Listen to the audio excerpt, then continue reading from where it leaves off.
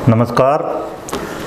आज हम तीसरे सूत्र की बात करते हैं और कुंडली अपनी कैसे पढ़ें, आसानी से किस तरह से अपनी कुंडली पढ़ सकें, इस बारे में तीसरा सूत्र ये है। नैसर्गिक अशुभ ग्रह जिस किसी भी भाव में बैठे हों या जिस जिस भाव को देखते हों तो उस भाव के अशुभ फलों में वृद्धि करते हैं और शुभ फलों में कमी करते हैं, बशर्ते वे उस भाव के स्वामी ना हों। क्योंकि अगर वे उस भाव के स्वामी हैं तो उस भाव के शुभ गुणों की ही वृद्धि करेंगे, अशुभ गुणों को कम करेंगे। लेकिन अगर वो नैसर्गिक शुभ ग्रह होते तो उन भावों की ज़्यादा वृद्धि करते। तो इसको अब समझते हैं। तो पहली बात तो है नैसर्गिक अशुभ ग्रह कौन से हैं। तो ज्योतिष में, वैदिक ज्योतिष में नैसर्गिक अशुभ ग्रह लिए जाते हैं शनि, मंगल और राहु केतु। कुछ लोग सूर्य को अशुभ ग्रह ले लेते हैं। सूर्य कोई अशुभ ग्रह नहीं है, सूर्य को क्रूर ग्रह कह देते हैं, क्योंकि हमारे यहाँ गर्मी बहुत ज़्यादा है। तो सूर्य की बहुत गर्म किरणें ऐसे लगती हैं कि सूर्य बहुत क्रूअल है, हमारे साथ क्रूअलिटी कर रहा है, क्रूरता कर रहा है।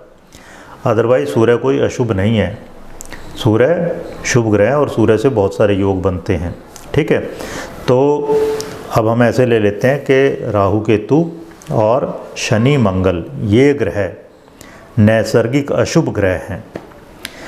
तो ये जिस भी भाव में बैठेंगे, जिस भी भाव को देखते होंगे, उस भाव के अशुभ प्रभाव में वृद्धि करेंगे, बशर्ते कि वो उनका अपना घर ना हो। ठीक है, तो अब जैसे हम एग्जाम्पल लेते हैं मोहनदास करमचंद गांधी की कुंडली में। आप देखिए शनि दूसरे भाव में बैठा है तो दूसरे भाव के अशुभ परिणामों में वृद्धि करेगा, शुभ परिणामों में कमी लाएगा।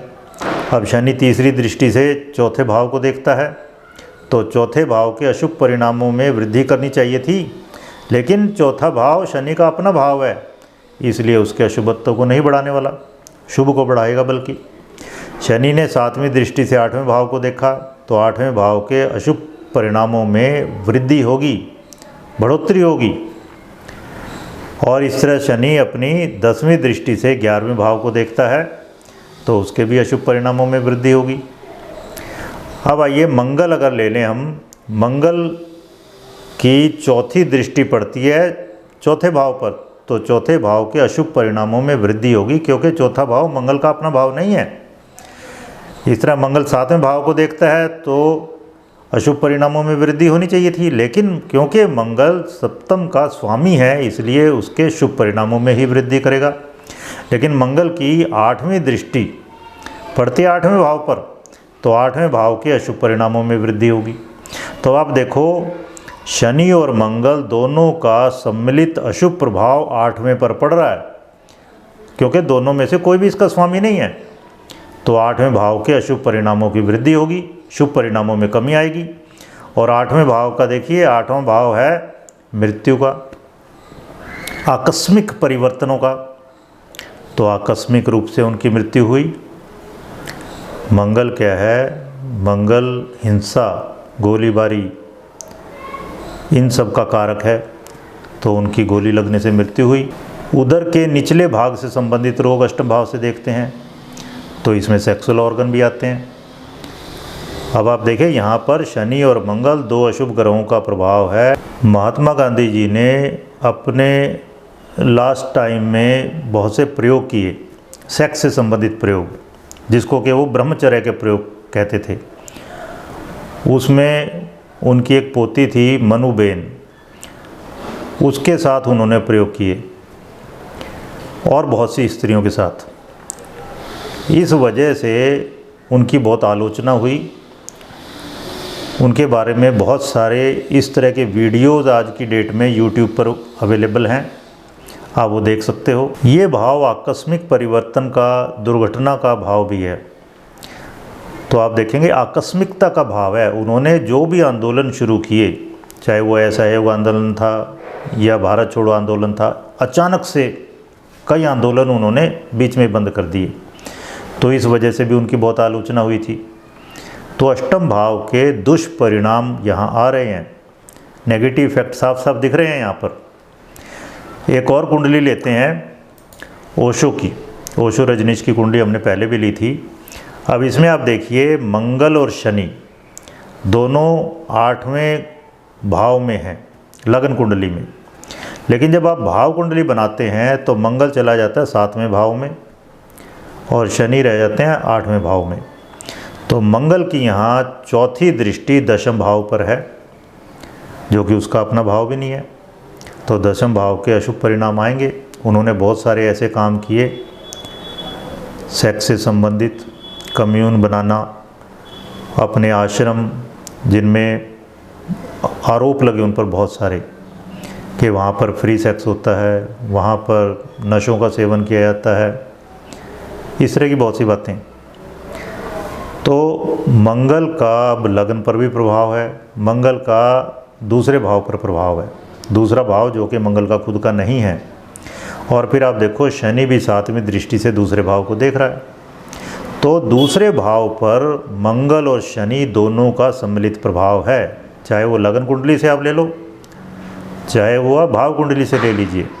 दूसरा भाव है मुख, दूसरा भाव है दांत, तो उनकी एक बार में 5-5, 6-6 दांतों की रूट कैनाल ट्रीटमेंट हो रहा था। उनके आश्रम में ही उनके लिए अलग से एक डॉक्टर नियुक्त किया गया था, दांतों के एक्सपर्ट थे वो।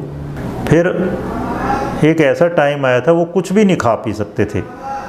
खाने पीने के मामले में पहले से उनकी बहुत पिक्यूलियर चॉइसेस थी, दूसरा भाव खाने पीने का है।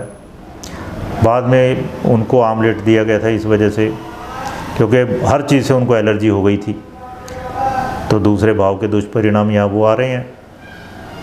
फिर दूसरा भाव वाणी का भी है, तो वाणी उनकी ऐसी थी, प्रखर मुखर थी, ठीक है, लेकिन वो बहुत आलोचनात्मक भी थी, हर एक की आलोचना करते थे वो, और इस वजह से उनके बहुत से दुश्मन बन गए थे। अमेरिका के प्रेसिडेंट से लेके और यहाँ पर भी पॉलिटिशियंस, धार्मिक व्यक्ति बहुत से, उन्होंने लगभग हर एक की आलोचना की, तो वो इल इफेक्ट आ रहे हैं यहाँ पर। फिर आप देखो मंगल शनि का 7वें 8वें भाव पर प्रभाव है पूरा। 7वां 8वां भाव दोनों सेक्स से संबंधित भाव हैं, वासना से संबंधित भाव हैं। इस बारे में मैं पहले ही वीडियोज़ पोस्ट कर चुका हूँ, मंगल दोष से संबंधित 4 वीडियोज़, वो आप सुन सकते हो, वो देख सकते हैं। तो उनको सेक्स गुरु कहा जाने लगा था, सेक्स से संबंधित उन्होंने बहुत सारे प्रयोग किए, बहुत खुले से बोला, कोई वर्जनाएं उस बारे में उन्होंने एक्सेप्ट नहीं की। तो यहाँ पर आप देख रहे हो साफ साफ 8वें भाव से संबंधित बातें आ रही हैं। 8वां भाव मृत्यु का भी है, उनकी मृत्यु आज तक एक रहस्य है। 8वां भाव ऐसी बीमारियों का भी है जो डायग्नोज ना हो पाएँ, तो उनकी मृत्यु आज तक बहुत गहरा रहस्य बनी हुई है, क्योंकि आप देखिए 8म भाव पर ग्रहों का जमघट लगा हुआ है और यहाँ पर मंगल और शनि दोनों का सम्मिलित दुष्प्रभाव है, और दोनों में से कोई भी 8म का स्वामी नहीं है। जो अशुभ ग्रह हैं वो जहाँ भी बैठेंगे, जिस भी भाव को देखेंगे, उसके अशुभत्व में वृद्धि करते हैं, ठीक है। केवल वो अपने भाव को सुधारते हैं, अपने भाव के लिए अच्छा करेंगे हमेशा। तो आप ये समझिए कि अशुभ का बिल्कुल ऐसे ही है प्रभाव कि अंधा बाटे रेवड़ी अपने अपनों को दे। तो जहाँ वो बैठे हैं, अगर वो उसका अपना भाव है और जिसको देखते हैं वो उसका अपना भाव है, तो इतनी समस्या नहीं है। जो पिछली वीडियो थी हमारी दूसरा सूत्र, उससे संबंधित एक प्रश्न आया है धर्म सैनिक जी का। वो लिखते हैं, सर जी दृष्टि तो सिर्फ लग्न से देखी जाती है, क्या चलित के हिसाब से भी ग्रहों की दृष्टि कंसिडर करनी चाहिए? तो मेनली आप ये समझिए, दृष्टि लग्न से देखेंगे, लेकिन उसमें ग्रहों की डिग्री ज़रूर देखिए। अगर मान लो एक ग्रह बैठा है पहले भाव में 5 डिग्री का और 7वें भाव में कोई ग्रह बैठा है 25 डिग्री का, तो पहले भाव में बैठा हुआ ग्रह 7वें भाव में बैठे हुए ग्रह को देख नहीं सकता, क्योंकि 5 डिग्री अगर लग्न वाले ग्रह की है तो सप्तम में 5 + 15 यानी 20 डिग्री तक ही अगर कोई ग्रह बैठा है तो तभी उसे देख पाएगा। अब वो 25 डिग्री का है तो उसको नहीं देख पाएगा। तो या तो आप डिग्री देखिए लगन कुंडली के हिसाब से, या फिर ज़्यादा अच्छा अंदाज़ा आपको मिलता है भाव कुंडली में, वहाँ ज़्यादा आइडिया मिल जाता है बिना डिग्री देखे। तो ये आपके प्रश्न का उत्तर था। इस बारे में हम कोई डिटेल में वीडियो बनाएंगे, दृष्टियाँ। और दृष्टियों का मतलब है मेनली प्रभाव ग्रहों का दूसरे ग्रहों पर, भावों पर, वहाँ स्थित राशियों पर प्रभाव। असली मतलब ये है। धन्यवाद।